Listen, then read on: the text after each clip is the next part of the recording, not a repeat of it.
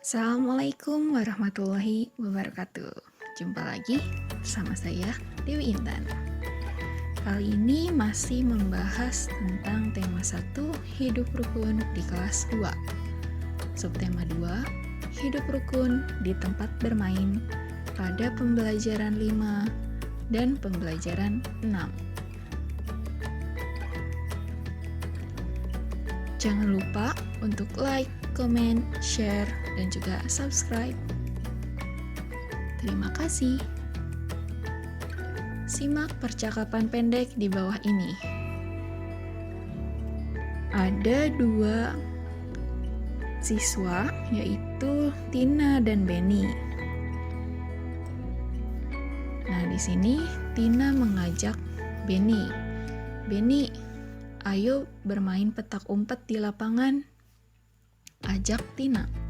Kemudian Benny menjawab, "Maaf Tina, aku tidak bisa.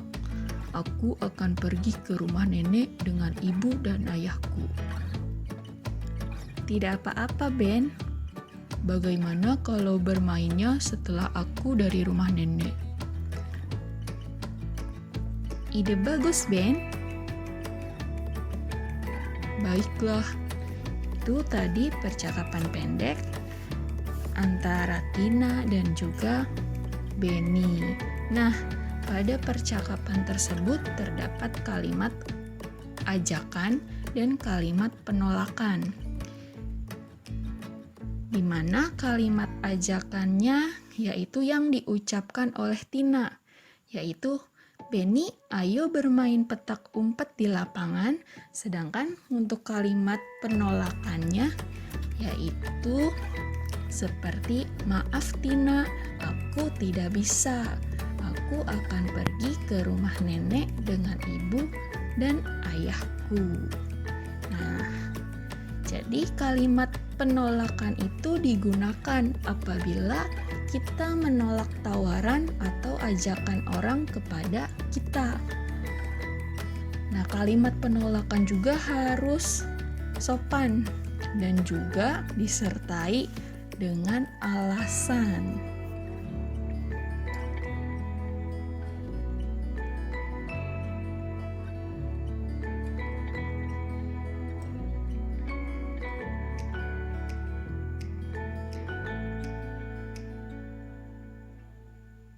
Nah, ayo kita membaca teks di bawah ini.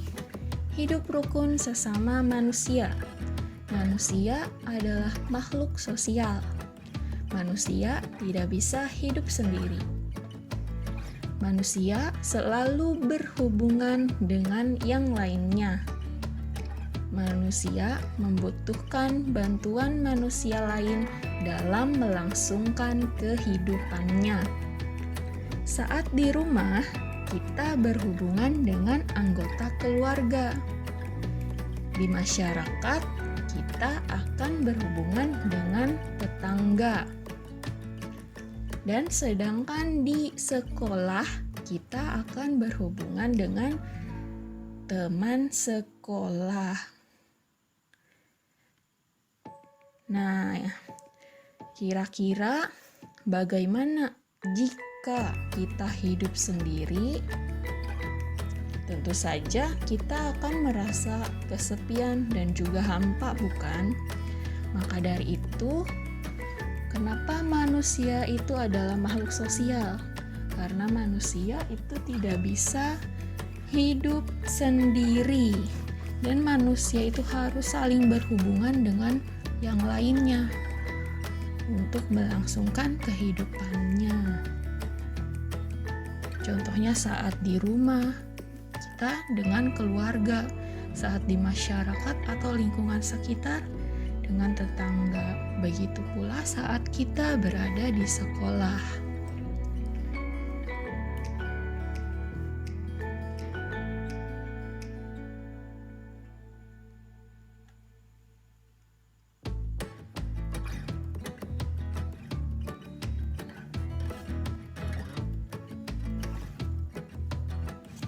Nah, berikut adalah gambar yang mencerminkan bahwa manusia merupakan makhluk sosial. Pertama, gambar pertama itu contoh di lingkungan sekolah.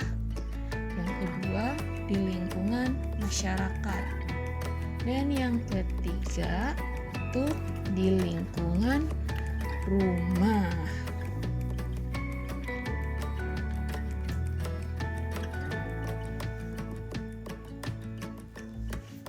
Nah, itu kegiatan yang dapat memelihara kerukunan dengan teman, masyarakat sekitar, dan anggota rumah. Jika kerukunan terjaga, maka hidup kita juga akan menjadi damai dan tentunya nyaman.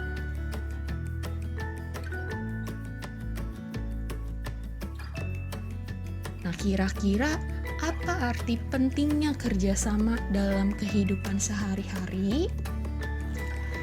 Kerjasama itu adalah kegiatan yang dilakukan beberapa orang untuk mencapai tujuan bersama.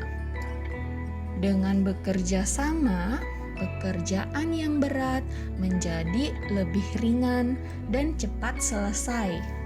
Selain itu, kerjasama dapat menjaga kerukunan, persatuan, dan kesatuan. Nah, persatuan dan kesatuan merupakan bentuk pengamalan Pancasila. Ada yang tahu sila keberapa?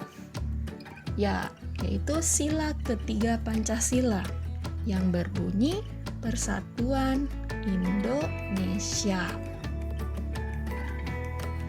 Nah, Bu, kenapa kita harus bekerja sama? Karena dengan bekerja sama, pekerjaan yang berat akan menjadi lebih ringan dan cepat selesai. Contohnya saat kita akan membersihkan rumah.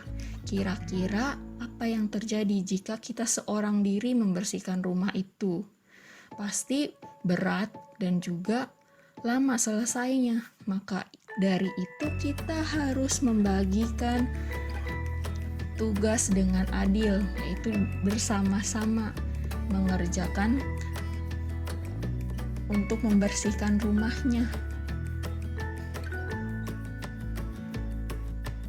Ya, kira-kira terus kalian pernah berlari tidak? Jika pernah, kira-kira ada macam-macam gerakan lari seperti gambar di sini. Yang pertama itu ada lari pendek. Yang kedua, lari panjang. Dan yang ketiga ada lari melewati rintangan ban bekas.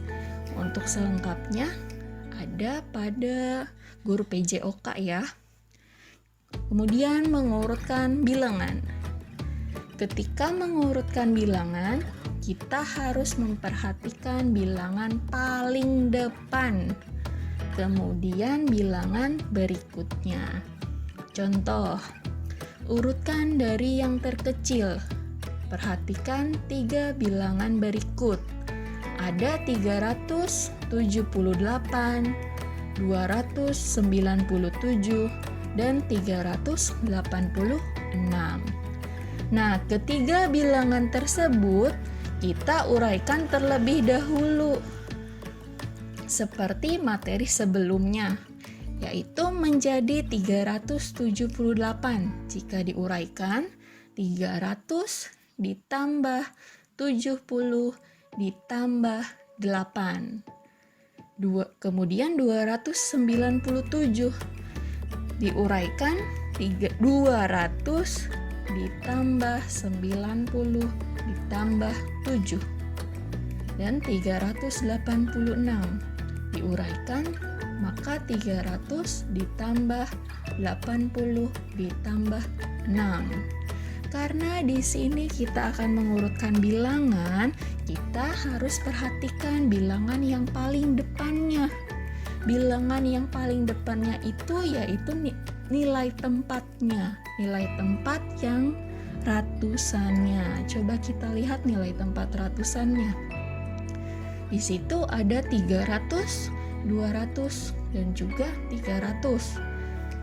Kira-kira dari 3 angka tersebut mana yang lebih kecil? Ya, 200. Sehingga untuk urutan dari yang paling kecil adalah 297. Nah, karena bagian yang tengah itu sudah, maka tinggal 2, yang atas dan yang bawah. Ya, 378 dan 386. Kita lihat pada nilai tempat ratusannya 300 dan 300 sama bukan? Karena sama, kita pindah pada nilai tempat puluhan. Nilai tempat puluhannya itu 70 dan 80. Berbeda bukan? Karena berbeda, maka kita bandingkan mana yang lebih kecil, 70 dengan 80. Ya, 70. Sehingga urutan yang kedua dari yang terkecil adalah 378. Maka dari itu, urutan yang paling besarnya adalah 386.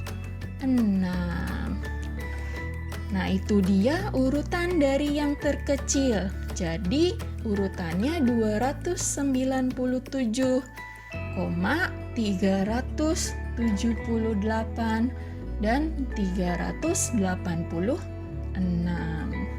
Kita juga bisa mengurutkan bilangan yang tadi menjadi bilangan yang diurutkan dari yang paling besar.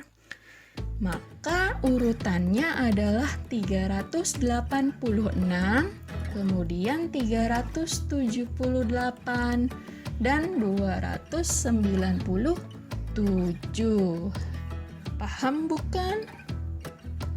Ya, di sini Ibu akan menugaskan tugas yang sudah dibahas pada materi tadi. Yang pertama, coba buatlah 2 kalimat penolakan. Bebas ya kalimatnya. Yang penting harus sopan dan juga berikan alasannya. Alasan kenapa kita menolak ajakan atau tawaran tersebut. Kemudian yang kedua, urutkan bilangan-bilangan di bawah ini dari yang terkecil dan juga terbesar.